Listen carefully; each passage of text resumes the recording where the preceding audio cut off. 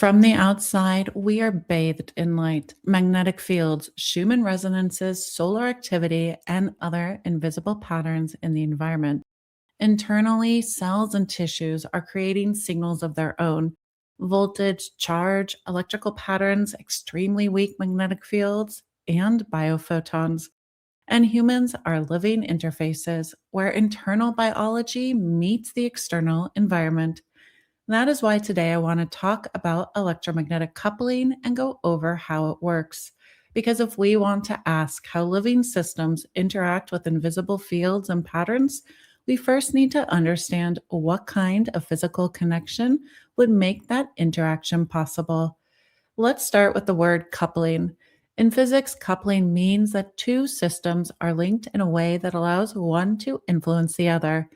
One system changes, and because the systems are connected in some way, the second system changes too.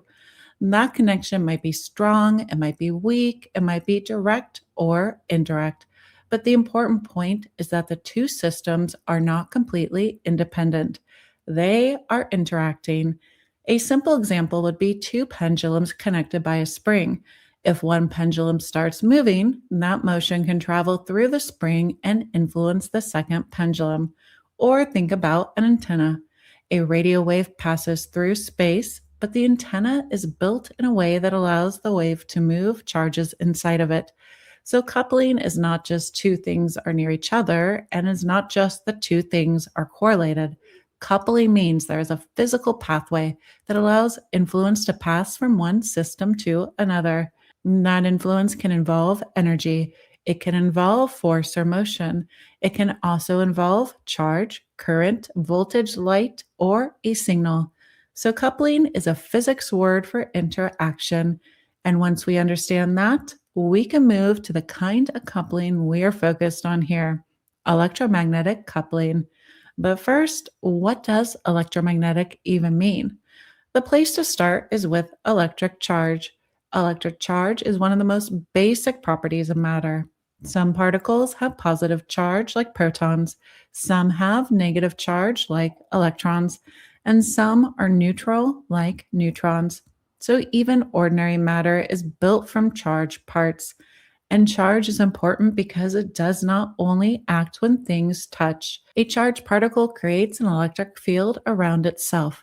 And that field is what allows another charged particle to feel a force, even across a distance. So, the first key idea is that charged matter can influence other charged matter without directly touching it. Now, if charge flows from one place to another, that flow of charge is called an electric current. In a wire, for example, that usually means electrons are moving. In the body, current often involves ions moving. And importantly, moving charge creates a magnetic field. This is why electricity and magnetism are tied together. They are not completely separate things, they are connected parts of electromagnetism.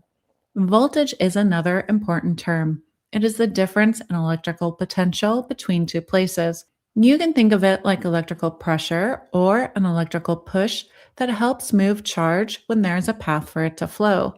A battery is a simple example. One end of the battery has a higher electric potential than the other. When you connect the two ends through a circuit, that difference creates a push that allows charge to flow. That flow of charge is electric current. So the basic setup is charge creates electric fields. Voltage can help push charge to move. Moving charge or current changes magnetic fields. And then there is one more important piece. Electric fields and magnetic fields can change over time. A changing electric field can produce a magnetic field, and a changing magnetic field can produce an electric field. This is another reason electricity and magnetism are linked. Then there is electric and magnetic fields traveling together through space. That traveling wave is what we call electromagnetic radiation. Radio waves, microwaves, infrared, visible light, ultraviolet, X rays, and gamma rays are all examples. In the broad physics sense, you can think of them all as forms of light, but only a small part of that light is visible to the human eye. Together, they all make up the electromagnetic spectrum. So, when we say electromagnetic coupling, we are talking about one system influencing another through electromagnetism, including charge, voltage, current, electric fields, magnetic fields, and electromagnetic radiation. There is one more piece we need before this becomes useful: a receiver. A field can be present, an electromagnetic wave can pass through space. But nothing meaningful happens unless something is able to physically receive that field or wave and respond. For coupling to happen, the second system has to be physically capable of responding to that field or wave. Its structure, charge, chemistry, geometry, or sensitivity has to match the field in a way that allows an interaction. A radio wave can pass through a room, but the wall does not turn it into music. A similar idea applies to light. Light can pass through some materials, bounce off others, or be absorbed, but a molecule does not absorb every wavelength of light equally. For light to be absorbed, there has to be some kind of match between the energy of the photon and the structure of the molecule. And that is why some molecules respond strongly to certain wavelengths and barely respond to others. So the field matters, the wave matters, but the receiver matters just as much. There also has to be some kind of match between the signal and the receiver. That match might depend on frequency or wavelength. It might depend on orientation or geometry, or it might depend on charge, conductivity, molecular structure, or sensitivity. So many things can affect whether something will be received. And now that we understand the basics, the next step is to look at several ways electromagnetic coupling can happen. The first pathway we will explore is electric field coupling. Electric field coupling happens when an electric field from one object or system changes how charges behave in another. A simple example is static electricity. If you rub a balloon on your hair, the balloon can stick to a wall. Nothing is glued and nothing physically is tied together. The electric charge on the balloon shifts the charges in the wall slightly, creating enough attraction to make the balloon stick. A charged comb attracting tiny pieces of paper works in a similar way. The paper is neutral overall, but the electric field from the comb shifts the charges inside it, creating enough attraction to lift the paper. So, electric field coupling does not always mean two obviously charged objects are pulling on each other. The broader point is that an electric field can shift or rearrange charges in another object, even if that object is neutral overall, and even if the two objects are not touching. And then there is capacitive coupling. Capacitive coupling is closely related to electric coupling, but it has a more specific setup. Capacitive coupling happens when charge can move between two conductive regions, but those regions are separated by an insulating layer that charge does not easily move through. A capacitor is the classic example. It can be as simple as two metal plates separated by a thin insulating material. Charge builds up on one plate, and opposite charge gathers on the other. The charges do not have to move through the insulating layer for the two sides to influence each other because the electric field extends through the insulating material between them. Here, the connection is not a wire. The connection is the electric field between separated charges. Many touchscreens use this basic principle. Your finger is conductive enough to disturb the electric field near the glass, and the device detects that change to figure out where your finger is. So, capacitive coupling is not obscure, it is part of something many of us use every day. Another pathway is inductive coupling. Inductive coupling happens when a magnetic field changes over time, and that change creates an electric field. If there is a conductor nearby, that induced electric field can push charges into motion. And if there is a complete path, current can flow. So, with inductive coupling, the link is not direct contact. The link is a changing magnetic field inducing electrical effects in a receiver. A transformer is a classic example. It transfers electrical energy from one coil to another using a changing magnetic field. Wireless charging uses the same basic principle. The charging pad creates a changing magnetic field, and a receiving coil inside the device couples to that field and converts it into electrical current the device can use. The last pathway we will explore today is radiative coupling. Radiative coupling is coupling through electromagnetic radiation or light. A radio antenna is one example. A radio wave travels through space, reaches the antenna, and interacts with the charges inside it. That interaction creates a tiny electrical signal that can be picked up and amplified, and the receiver electronics can use it to recreate sound. But radiative coupling goes beyond radio. It includes visible light, infrared, ultraviolet light, X rays, and all the other forms of electromagnetic radiation. A simple example is sunlight warming a dark surface. The surface absorbs light, and the absorbed energy changes the motion of molecules in the material. Another example is a solar panel.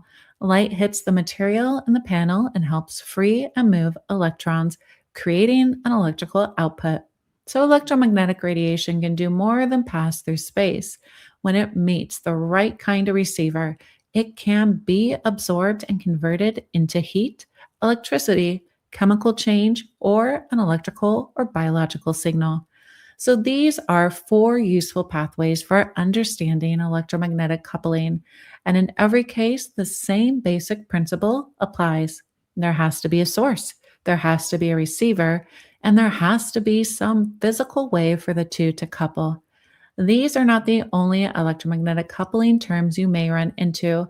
There are more specialized terms we are not going to cover here today, including conductive coupling, resistive coupling, resonant coupling, near field coupling, far field coupling, optical coupling, and evanescent coupling. But the four we just covered give us the basic physics foundation we need before bringing the question back to living systems in future videos. Because if living systems contain charge, voltage, membranes, conductive fluids, pigments, and light sensitive molecules, then these are the kinds of pathways we need to understand. Now, once we know that coupling can happen in different ways, the next thing to explore is how strongly two systems can couple. Because coupling is not all or nothing, it can be strong, weak, specific, temporary, amplified, or so small that it gets lost in noise.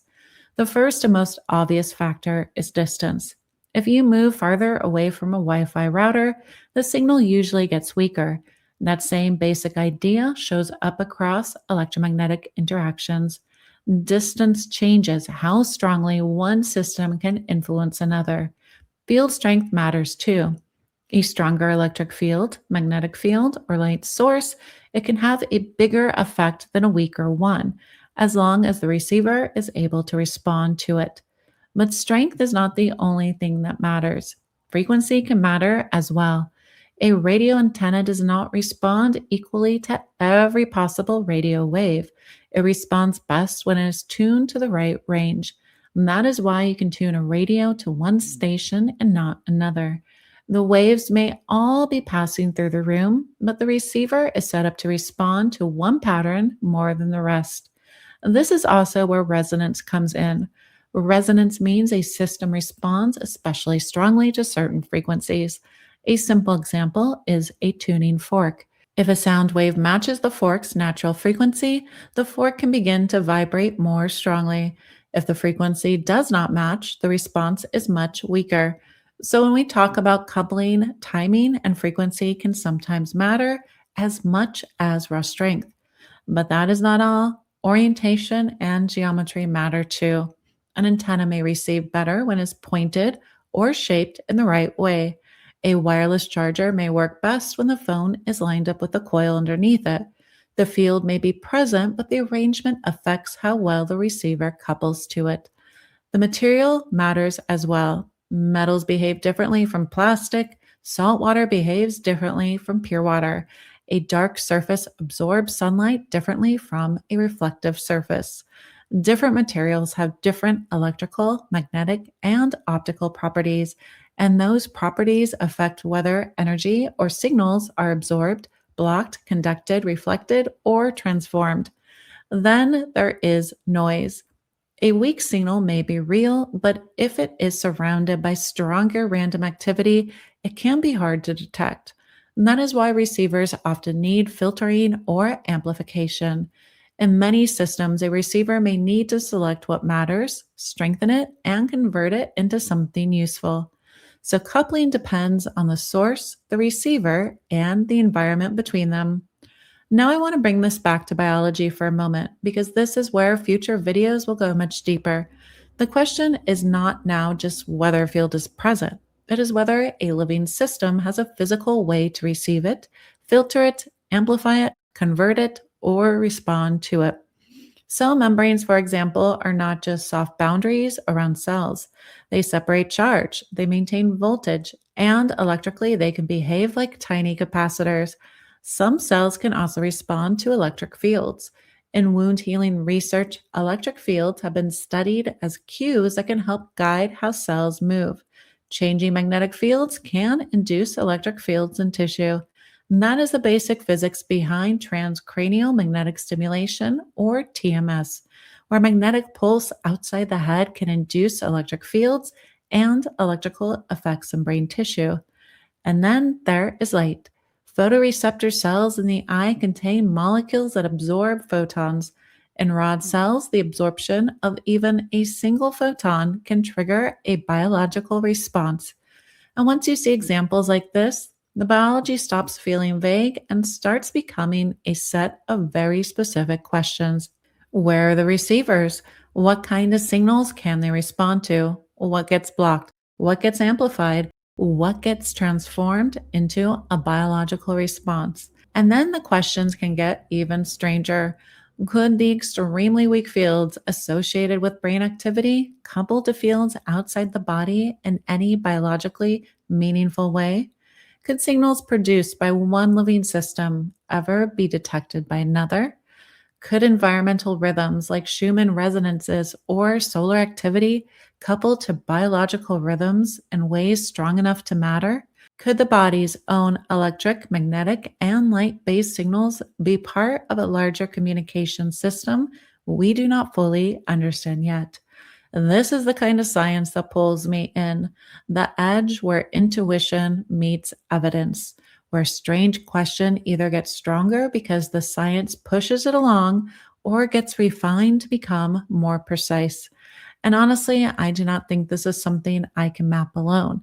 If you know papers, researchers, books, experiments, or examples that belong in this thread, please send them my way. If I am missing something, correct me. If you know a better term, tell me. If there is an area I should explore next, leave it in the comments or you can reach me through my email. And if topics like this interest you, make sure you are subscribed and consider turning on notifications because I have a feeling YouTube may not always know which weird corner of reality you will want to follow me into next. And until next time, stay curious and take care.